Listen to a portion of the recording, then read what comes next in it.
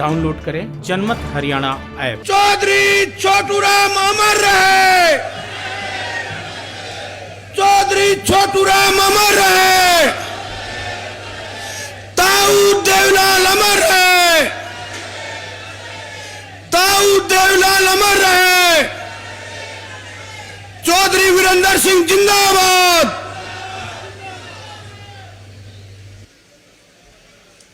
आज के चौधरी देवीलाल के सम्मान दिवस पे उपस्थित सभी महानुभाव, देवियों और सज्जनों, आज हमारे बीच में देश के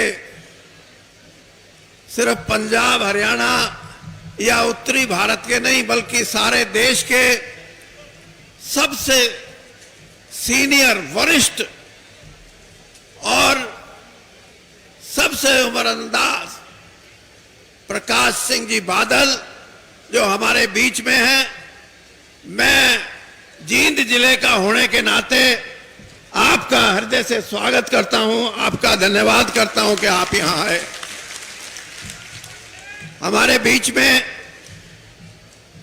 अभी फारूक अब्दुल्ला साहब बोल के गए हैं, वो भी वरिष्ठ नेताओं में हैं, और ओम प्रकाश चौटाला जी जिन्होंने इस कार्यक्रम को जींद की धरती पे जिसका आयोजन किया है, मैं उनका भी धन्यवाद करता हूं कि आपने जींद को छांटा इस काम के लिए। मेरे बहुत ही पुराने साथी भाई जगमीत बराड़, हम दोनों लंबे समय तक कांग्रेस में रहे, अब ये अकाली दल में हैं और मैं बीजेपी में हूं। मेरे साथ इस कार्यक्रम में उपस्थित और इस कार्यक्रम के संयोजक भाई अभय चौटाला जी, और वैसे एक मेरी सलाह है, देवीलाल जी ने कभी चौटाला नहीं लिखा, छोटू राम जी ने कभी गढ़ी सांपला नहीं लिखा, चौधरी चरण सिंह ने कभी अपना गांव नहीं लिखा, और तीनों इतने महान और इतने बड़े नेता हुए हैं। ओम प्रकाश चौटाला जी, आपकी गिनती आज हमारे समाज में, राजनीति में एक वरिष्ठ और हमारे बड़े बुजुर्ग नेता के तौर पे होती है। आप चौटाला लिखो ना लिखो, ओम प्रकाश नाम जब लिया जाएगा तो पहले ये सोचेंगे ओम प्रकाश। वैसे तो ओम प्रकाश नाम बहुत हैं, लेकिन इन्होंने हरियाणा की राजनीति में अपनी एक जगह बनाई। हरियाणा की राजनीति हमेशा चौधरी देवीलाल जो एक कर्मठ और एक ऐसे नेता थे जिन्होंने इस गांव के समाज को लड़ने का, संघर्ष करने का, अपने अधिकारों को मांगने का, लड़ाई के माध्यम से, संघर्ष के माध्यम से एक रास्ता दिखाया था जिस पे आज भी हरियाणा चल रहा है। और ये रास्ता सिर्फ हरियाणा के लिए नहीं, आज ये देशव्यापी रास्ता है। किसानों के अधिकारों की बात हो, नौजवानों के भविष्य की बात हो, और महिलाओं की, इनके अधिकारों की बात हो, इन अधिकारों को देश की आजादी से पहले किसान ने तो यह समझ लिया था कि भगवान ने ऊपर से उतार तो दिया, पैदा तो हो गया, लेकिन यूं ही घुट घुट के मर जाना है। उसकी आत्मा में एक संकोच पैदा हो गया कि मेरा तो कोई समाज में जगह ही नहीं है। उस वक्त दीनबंधु छोटू राम जी ने उस किसान को झकझोरा, उस कमेरे वर्ग को झकझोरा और उसको कहा नहीं तुम बेचारा नहीं है, मैं तेरे को राज का मालिक बनाऊंगा, तू लड़, तू उठ और तू अपने काम में किसी की परवाह मत, भगवान तेरे ऊपर है, तुझे हमेशा कामयाबी मिलेगी। इस चीज को पैदा किया आज से 100 साल पहले उस महापुरुष ने और उस काम को आगे बढ़ाया चौधरी देवीलाल ने।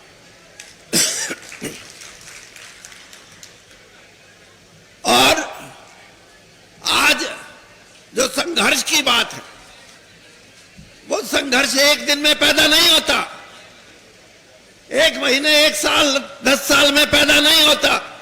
संघर्ष के लिए सदियां लग जाती हैं।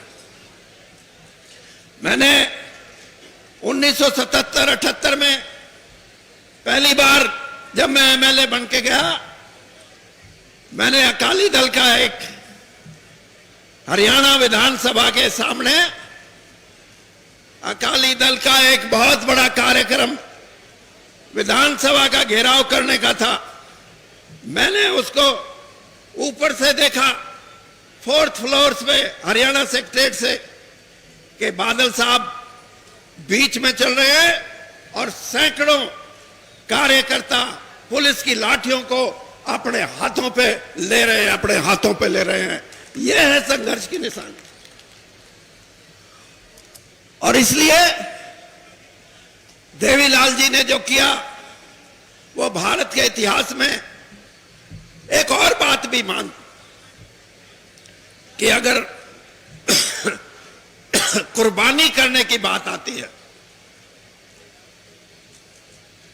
तो वो भी देवीलाल जी से आपको प्रेरणा लेनी चाहिए।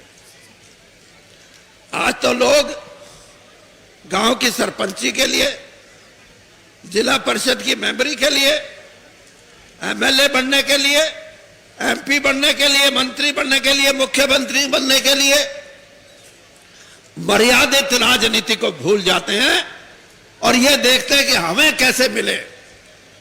लेकिन प्रधानमंत्री का सरपंच अपनी सरपंची नहीं छोड़ता, प्रधानमंत्री का पद त्याग करना यह उस महान व्यक्ति की एक कुर्बानी की मिसाल है। मैं तो आपसे यह कहूंगा कि जितना योगदान इस समाज को जगाने में आदरणीय देवीलाल जी का रहा है, वो आपके अंदर एक ताकत, एक ऊर्जा बढ़ा के छोड़ के गया।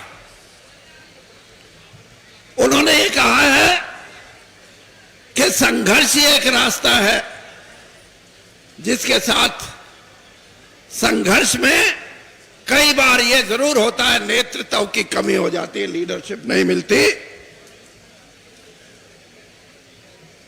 जब कांग्रेस पार्टी बनी थी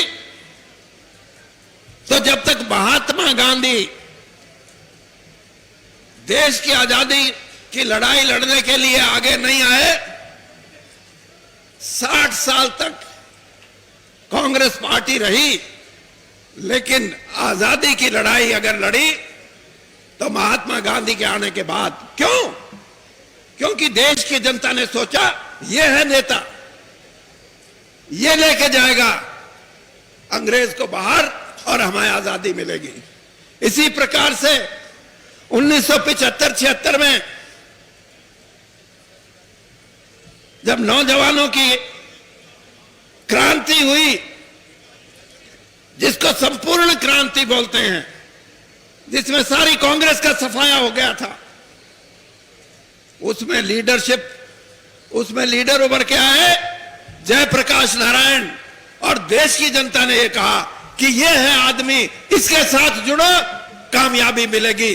देश को एक नई व्यवस्था मिली। इसी प्रकार से चौधरी देवीलाल ने आंदोलन तो बहुत हुए, लेकिन उन आंदोलनों में सबसे बड़ा जो आंदोलन हुआ वो न्याय युद्ध का था। वो कामयाब क्यों हुआ? क्योंकि एक देवीलाल जी के रूप में एक नेता सामने आया, लोगों ने कहा इसके साथ लग जाओ, 36 बिरादरी उनके साथ लग गई, वो आंदोलन सफल हुआ। आज भी जिस आस में आप और हमें, आज मैं आपको यह बोल के जा रहा हूं, मेरे शब्द लिखना, जगमीत मल्हार से मेरी बात अभी हो रही थी। आज किसान के अधिकारों की जो लड़ाई है, उस लड़ाई को भी कोई देवता आएगा, कोई ऐसा पल आएगा, कोई ऐसी परिस्थिति पैदा होगी कि किसान भी ये कहेगा कि ये है, लग जाओ सब इसके साथ, और वो कामयाबी मिलेगी।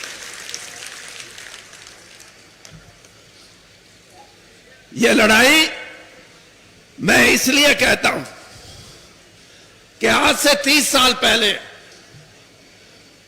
आर्थिक सुधारों का युग आया था नरसिम्हा राव जी के समय में, और ये कह रहे थे कि आर्थिक सुधारों में देश धनवान बन जाएगा। देश तो धनवान, देश के लोग तो आप अखबारों में भी पढ़ते होंगे, 4 साल पहले आया कि 312 लोग करोड़पति बन गए और 34 लोग अरबपति बन गए। 2 साल पहले आया कि 700 लोग करोड़पति बन गए। लेकिन गरीब, कमेरा, शोषित, दलित और ये किसान, जिस आज लड़ाई इस बात की है कि ये देश की दौलत, धन, संपदा, सोना, चांदी, हीरे जवाहरात, इस पे कुछ लोगों का कब्जा है। इसमें किसान क्यों नहीं आता, इसमें कमेरा वर्ग क्यों नहीं आता, क्यों नहीं उसको सम्मान मिलता? जिस दिन इस देश का आदमी यह समझने लगेगा कि मैं भी इस देश का नागरिक हूं, मेरे को तो सम्मान नहीं, मेरी आर्थिक अवस्था तो बड़ी नहीं, तो भाई फिर आपको लगेगा कि कुछ ना कुछ परिवर्तन आया। मेरी एक सोच है, जमाना बदल रहा है। पहले जिसको हम प्रजातंत्र कहते थे, जिसमें 51 वोट ले गया, 49 वाला खारिज, 51 वाला आगे। अब ऐसा समय आएगा, मैं आज आपको बोल के जा रहा हूं कि जिस इंसान के साथ, जिस नेता के साथ और जिस व्यवस्था के साथ 80-85% लोग नहीं जुटेंगे, वो प्रजातंत्र नहीं, एक नए प्रजातंत्र का उदय होगा। और ऐसा प्रजातंत्र जिससे कि देश के लोगों में यह संदेश जाएगा कि यह है प्रजातंत्र जिसमें हमारा भी हिस्सा है, हम भी उसके अंदर हैं। तो ऐसी व्यवस्था को कायम करने के लिए आपके प्रयास अगर रहेंगे तो आप आगे बढ़ोगे, और व्यवस्था को खराब करना हो तो जाति पाति को लड़ा दो। हरियाणा के अंदर ऐसी बात चले कि हरियाणा में हमारे जो पुराने संस्कार हैं, पुरानी सभ्यता है, हमारे को बांटने की कोई कोशिश करे, मैं आज आपके बीच में कह के जा रहा हूं, ऐसी ताकतों का मुंह तोड़ जवाब देना है। हमारे भाईचारे को कोई खराब नहीं कर सकता, अगर करेगा तो उसको उसका नुकसान उठाना पड़ेगा। इसलिए आज देवीलाल जी के चरणों में मैं जहां अपनी श्रद्धांजलि अर्पित करता हूं, मैं ये कहता हूं कि मेरे को पहली बार चौटाला जी ने निमंत्रण दिया कि वीरेंद्र राणा भाई, इनको ये था कि शायद वो बीजेपी में मेरा नहीं आओगा, नहीं आओगा। हाँ, मेरे लिए देवीलाल जी, मैं जानता हूं, मैं 1977 में एमएलए बना और पहली बार जब उनसे मिला तो मेरे को कहते, बोल वीरेंद्र तेरे को क्या चाहिए? मैं तो कांग्रेसी में था। मैंने कहा जी मेरे को कुछ नहीं चाहिए। ने बोला नहीं, तुम, तेरे रगों में दीन बंधु का खून है, इसलिए मैं ये चाहता हूं कि मेरे संरक्षण में तू राजनीति में ईमानदारी से और राजनीति के अंदर सच बोल के मूल्यों की राजनीति करके आगे बढ़े। इससे बड़ा सम्मान, इससे बड़ा आशीर्वाद देवीलाल जी ने मुझे दिया। मैं आगे भी आप मेरे को बुलाओगे तो जरूर आऊंगा, नहीं बुलाओगे तो बिल्कुल नहीं आऊंगा। और ये जो उनकी देन है, ये देन मैं, कोई मुझे कहे कि भाई तू इतना रह लिया, पीछे क्यों नहीं कमाए, जी तो मेरा भी करा करता, लेकिन एक बात ध्यान में आती थी कि देवीलाल जी के वो शब्द और फिर छोटू राम जी की विरासत। मैंने कहा लोग क्या कहेंगे अगर मैं डूब गया तो इसलिए बड़े महापुरुषों से हमें प्रेरणा मिलती है, संदेश मिलता है, और उनके करे हुए कामों को देके हम आगे बढ़ते हैं। तभी हम कहेंगे कि इस देश के अंदर एक नई राजनीतिक व्यवस्था जिसमें 80 से 85% लोग एक ही विचार के साथ आगे बढ़े, ताकि देश आगे बढ़े, उसमें बंटवारा ना हो। तो मैं आपसे विदा लेते हुए एक बात कहूंगा। देखिए, मैं किसान और किसानी का आज संघर्ष, लोग नारा लगाते हैं भारत माता की जय। मैं 3 नारे लगवाऊंगा। मैं ये कहूंगा कि धरती माता की जय। भारत माता की जय तो है ही, लेकिन आज हरियाणा से जितने भाई आए हुए हैं सबको मैं ये कहूंगा, मैं बोलूंगा धरती माता की आपने जय बोलना है। धरती माता की, धरती माता की, भारत माता की। इन शब्दों के साथ मैं फिर चौटाला साहब का बहुत हार्दिक धन्यवाद करता हूं कि इन्होंने मुझे मौका दिया और मुझे यहां बुलाया। धन्यवाद। जय हिंद। राजनीति के आगे, राजनीति के पीछे, हर हलचल को जानने के लिए हमारे YouTube चैनल जनमत हरियाणा को लाइक करें, सब्सक्राइब करें और अपडेट रहने के लिए बेल आइकन दबाना ना भूलें। देखते रहें जनमत हरियाणा, सच के अलावा कुछ भी नहीं।